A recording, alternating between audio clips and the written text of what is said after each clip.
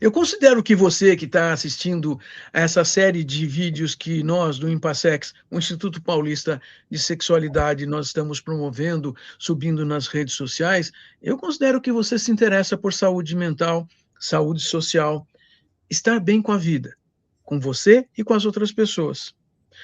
E para isso que nós queremos apresentar para vocês os autores de capítulos dos livros da nossa comemoração dos 30 anos. Pois é, o Impassex está fazendo 30 anos, gente. E, na verdade, nós queremos comemorar com uma série de livros. Nós pretendemos que esses livros estejam nas livrarias e serão apresentados no segundo semestre aqui em São Paulo, no meio de outubro, mas começando em setembro, em Belo Horizonte, num congresso da ABPMC, em conjunto com a Alamoc. Mas quem são os autores? Pois é, por isso que nós temos aqui do meu lado Laís Nicolodi. A Laís, ela vai contar para a gente o que ela está fazendo aqui, por que ela veio parar aqui com um capítulo de livro, e ela vai contar qual é o capítulo que ela vai trazer para essa discussão. Laís, muito obrigado por estar conosco aqui, obrigado por participar desse projeto, ele é bastante importante para nós, mas eu acho que os produtos dessa comemoração vão ser importantes para nossos grupos profissionais e para outras pessoas que vão ser beneficiadas, porque nós estamos conversando em prol de saúde. Obrigado. Oswaldo, obrigada a você pela introdução.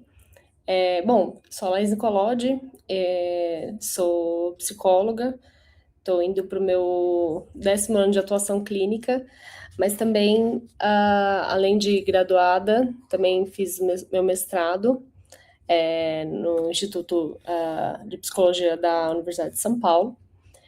E lá no meu mestrado foi onde eu comecei a me aprofundar sobre questões de gênero, sobre questões de violência contra a mulher, principalmente, e em termos comportamentais, buscar compreender o que é o sistema patriarcal, o que é esse regime patriarcal, essa organização do patriarcado, em termos de machismo, em termos da expressão do patriarcado na sua forma de violência contra a mulher, e principalmente em termos de contingências de comportamentos que foram mantidos ao longo de milênios, né, só mudando na sua forma, né? Então, como o patriarcado, ao longo de todos esses anos, permanece intacto, sendo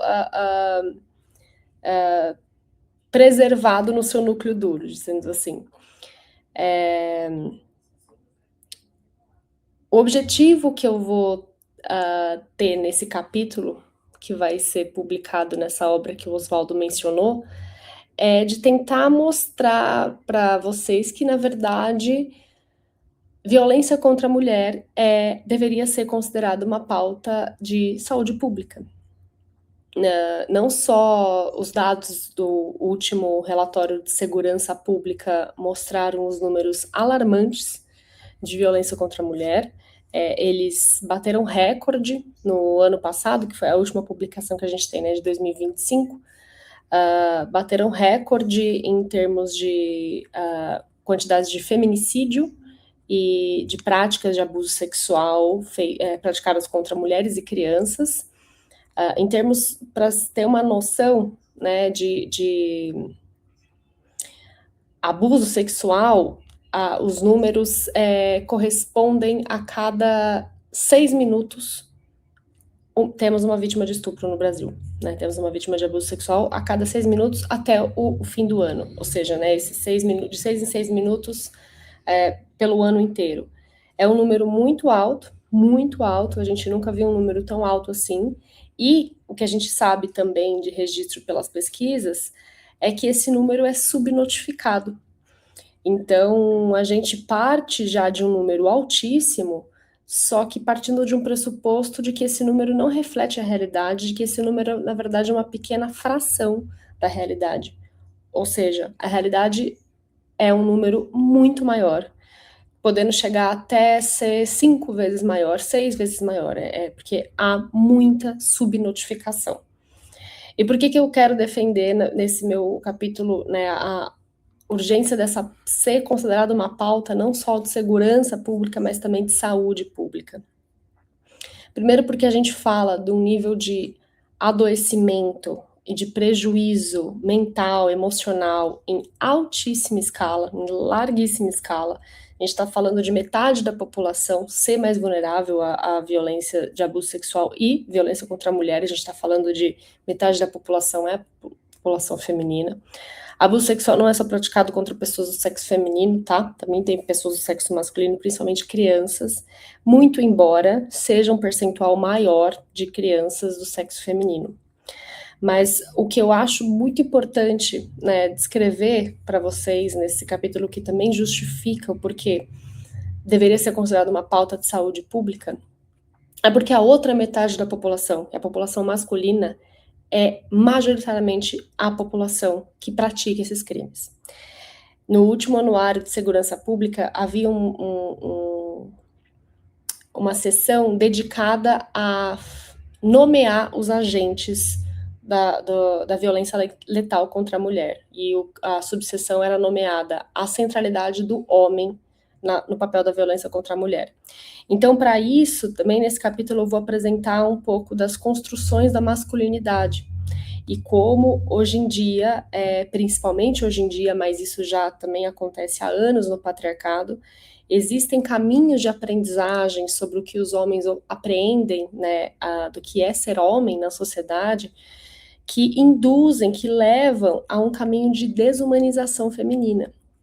Então, quando a gente fala que é um problema de saúde pública, é também para falar do adoecimento psíquico que homens, né, pessoas que foram socializadas enquanto homens na sociedade, introjetam, aprendem, absorvem para existir enquanto homem na sociedade.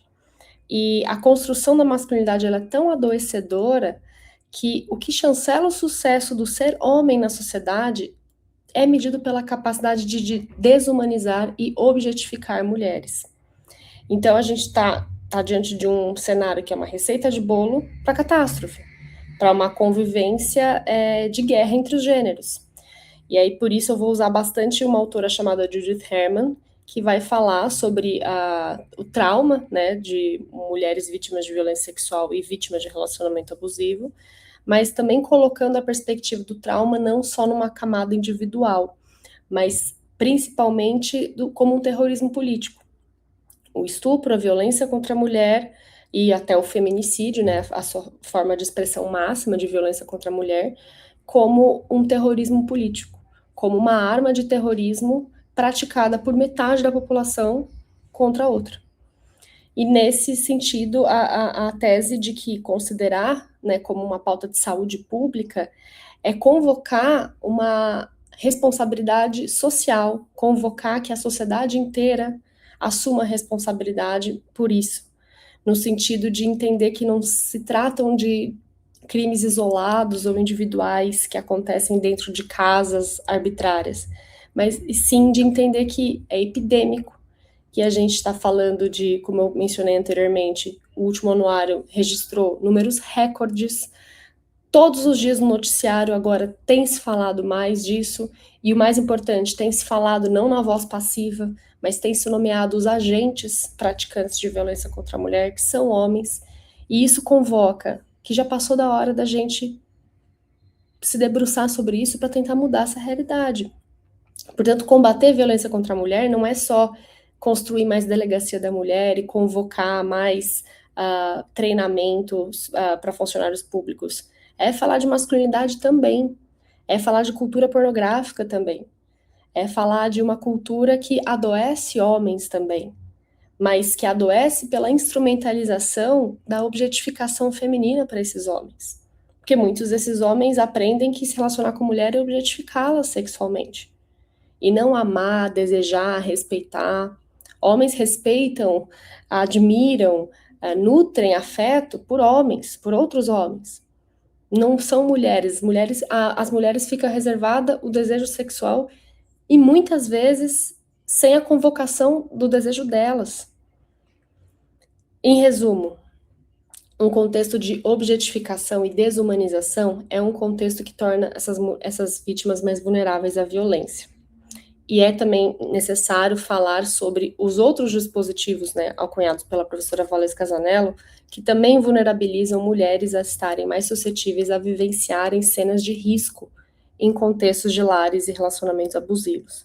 Isso não é culpabilizar as vítimas ou dizer que as mulheres são culpadas por sofrerem violência, mas é avaliar também como o patriarcado tem um papel de formação que torna, sim, as mulheres mais vulneráveis a esse tipo de violência. Por essa razão que, né, a tese principal do meu capítulo vai ser convocar a sociedade para a gente compreender a violência contra a mulher como, sim, um problema de saúde pública epidêmico que precisa ser combatido para ontem.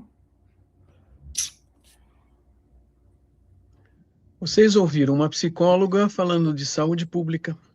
Isso é muito importante, porque muitas vezes pensam que psicólogos vivem fechados no que está ali num consultório.